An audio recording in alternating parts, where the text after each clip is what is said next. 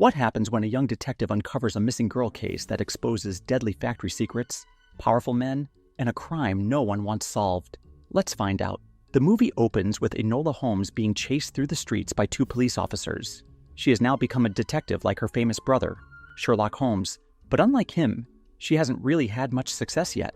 People who visit her detective agency think she's too young, inexperienced, and hasn't actually solved any real cases. Meanwhile, Sherlock is the complete opposite. He gets more than 10 cases every single day and simply picks the ones he finds interesting. Tewkesbury, now involved in politics, is known as a champion of change. Enola receives a letter from him, but decides not to reply because she wants to focus entirely on building her career. Eventually, Enola becomes frustrated. No one is giving her a case, so one night she decides to quit being a detective altogether.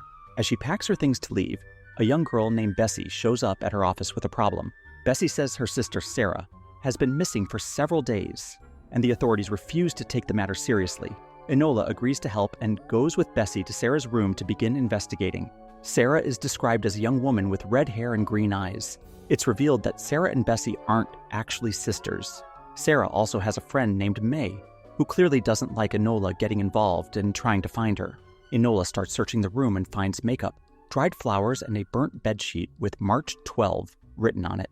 Sarah worked 2 jobs, and at one of them, she was accused of stealing a week earlier. Bessie takes Enola to Sarah's first job, which is at a match factory. Enola enters the factory under a fake name. Bessie helps her blend in by teaching her how to arrange the matches inside the boxes, so it looks like she actually works there. Enola deliberately causes a distraction, which gives her time to sneak into the office where Sarah worked. Inside, she finds a large ledger with some pages torn out and a strand of red hair inside it. Through the office window, Enola sees a group of people discussing the high rate of theft at the factory, which is causing financial losses. The woman in charge notices Enola but doesn't say anything. After leaving the match factory, Enola follows another lead to a theater and discovers that Sarah also worked there, something Bessie didn't know. When May realizes that Enola is uncovering more information, she attacks her. A man walks in and separates them. Enola bribes him to take her to Sarah's desk. He tells her that a man used to visit Sarah often and would send her flowers and letters. Enola finds one of these letters, but it doesn't include the sender's name. From reading it, she can tell it was written by the man. Later that night, as Enola walks home through dark streets, she encounters a man dressed in black carrying a walking stick. It turns out to be Sherlock, who is clearly drunk. Enola takes him back to his place. His room isn't messy, but he insists everything is exactly how he wants it. Enola finds the case he's currently working on, which seems to be stressing him out. The next morning, Sherlock complains about his bedsheets being misaligned. He offers Enola cake and tells her to leave, but she chooses to stay and help him instead. As they talk, Sherlock notices that she has been working at the match factory because of the smell and the discoloration of her nails. He also notices marks on her neck and concludes that someone tried to strangle her. Enola takes the cake and leaves. While sitting in a park enjoying it, she runs into Tewkesbury. He mentions the letters she never replied to and tells her to come to him if she ever needs help. After he leaves, Enola rereads Sarah's letter and realizes it contains a hidden message pointing to a location called Bell Place. When Enola arrives at Bell Place, she finds flies trapped in a jar, a strand of red hair on a brush, and May lying there, stabbed. Enola tries to get May to talk, but May dies before she can say anything. Enola finds a musical note in May's pocket and hides it just as Inspector Lestrade arrives. He was sent because someone heard noises coming from the room. As Enola explains who May was, Superintendent Grail arrives with 2 police officers. Grail notices blood on Enola's hand and questions her intentions. When he demands the paper she hid, Enola hits him and runs away. Enola escapes and hides in Sherlock's room. When Lestrade comes looking for her, Sherlock demands an explanation. Enola agrees to explain only if Sherlock tells her about his current case. Sherlock reveals that he's investigating a case involving bribery, corruption, or blackmail. Large sums of money are moving between banks and ending up in a private account with no identifiable owner. Enola then explains her case and why the police are after her, insisting she had nothing to do with May's death. She believes Grail wanted the musical note, which is why she ran. Sherlock plays the note on a piano, but it doesn't make sense yet. He leaves to investigate further and tells Enola not to leave the house. While Sherlock is gone, Enola continues researching. Reading the newspapers, she learns about an upcoming matchmaker's ball hosted by the Lion family.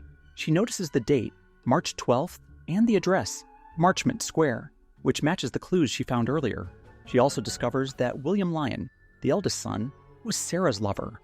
At the ball, Henry Lyon is praised for changing red matches into white ones. Some women criticize Enola's outfit, though one lady compliments her. Enola wants to speak to William but learns that a woman can't speak to a man without a chaperone unless they are dancing. Desperate to talk to William, Enola spots Tewkesbury and pulls him in to help her learn how to dance, something her mother never taught her. Tewkesbury starts teaching Enola how to dance, and things get a bit intense until there's a knock on the door. Enola immediately leaves and goes straight to William Lyon to ask him for a dance. William tries to avoid her by saying his dance card is already full, but Enola asks to see it and quickly realizes he's lying. With no way out, William agrees to dance with her. While this is happening, the woman who earlier complimented Enola's outfit introduces herself as Cicely. She asks Enola about Tewkesbury and clearly uses the conversation as an excuse to get close to him. She asks Tewkesbury for a dance, and Enola realizes she's being used as a way in. During the dance, Enola tries to question William about Sarah and gather information. At the same time, Sherlock finally connects the dots in his own case and arrives at a familiar name, Moriarty. Enola stays at the ball, waiting for another chance to speak with William. Tewkesbury comes to her and tries to talk about his feelings, but the moment he realizes she's waiting for someone else, William walks in. Before anything can be said, Inspector Lestrade arrives with police officers to arrest Enola.